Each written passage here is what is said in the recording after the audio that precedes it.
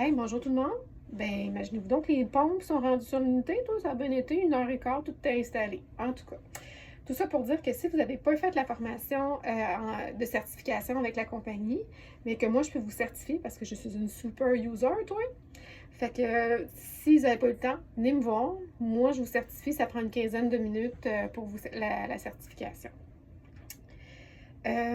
Puis moi, dans le fond, je prends un registre de présence, tout ça, puis j'envoie ça à qui de droit, puis ça fait la suite des choses. Fait qu'à tous les ans, on va avoir une certification obligatoire à faire par la formation ENA aussi.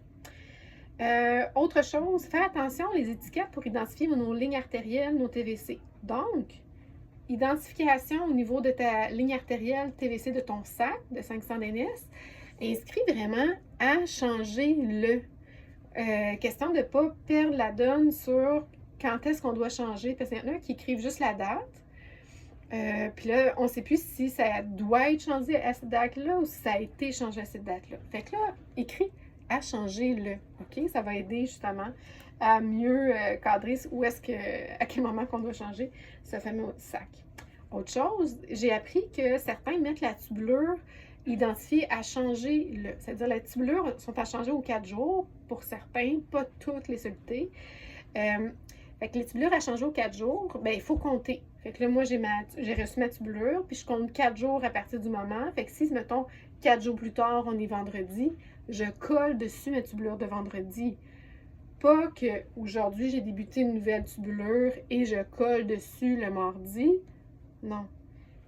Dans 4 jours, on va être vendredi, je colle un vendredi dessus. Tu comprends? C'est comme ça qu'on devrait faire. Fait que ça, c'est question de tubulure, ligne artérielle TVC, bien identifiée. Sinon, j'ai eu aussi un petit mémo ou une petite interrogation sur le tazocin à administrer. Sachez qu'on administre le tazocin en pouce seringue avec un soluté de perfusion en secondaire dessus. Parce que dans le fond, ça fait la dilution totale du tazocin qu'habituellement on prépare dans un 100 ml d'NS. Donc, toujours avoir un soluté de base à 70 ml/h, peu importe la voie d'administration, que ce soit périphérique ou voie centrale, toujours avoir un soluté de base à 70 ml/h minimalement avec, dans le fond, ton tazocin qui perfuse sur ton pouce seringue. Ça. Sinon, j'avais-tu autre chose? Oui, on a eu un enjeu de ballonner sur nos trachéos dernièrement, donc faire attention à ça aussi, c'est-à-dire que si, mettons, on veut pas de ballonnet gonflé chez votre patient parce qu'il est en processus de sevrage, il faut le respecter pour justement aider au sevrage.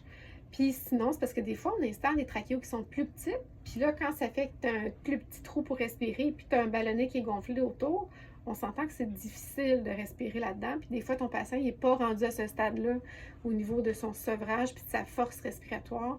Fait qu'il peut avoir de la misère à respirer, ce patient-là.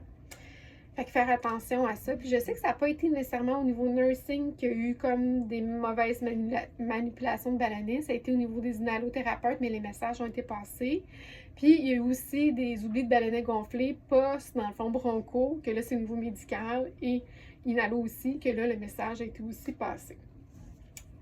Ensuite, on a des petits enjeux concernant les admissions en soirée et pendant la nuit, que là, on a les DSQ qui sont remplis par l'urgence, puis vérifiés à l'urgence. Là, c'est de voir, j'ai passé le message au niveau des médecins, mais c'est de voir avec les résidents quand qui accueillent le patient, voir s'ils sont d'accord avec la DSQ au dossier ou s'ils doivent apporter des changements au niveau des prescriptions de la DSQ. Puis autres prescriptions qui suivent par après. Tu sais, au même titre que quand on a un patient qui arrive de chirurgie puis on a une ordonnance de chirurgie, des fois on peut faire des ajustements au niveau de l'ordonnance en prescription individuelle. Mais encore là, il faut faire admission USIC, d'accord avec DSQ, mais cessons tel médicament, exemple. Tu comprends? Fait que tu sais, c'est de cadrer vos résidents dans cette petite best practice-là. Puis j'en ai parlé aussi avec Dani, j'en ai parlé aussi avec Dani Burke, excusez. Puis j'en ai parlé aussi avec Benoît Crevier, notre pharmacien. Question de standardiser un peu notre façon de faire.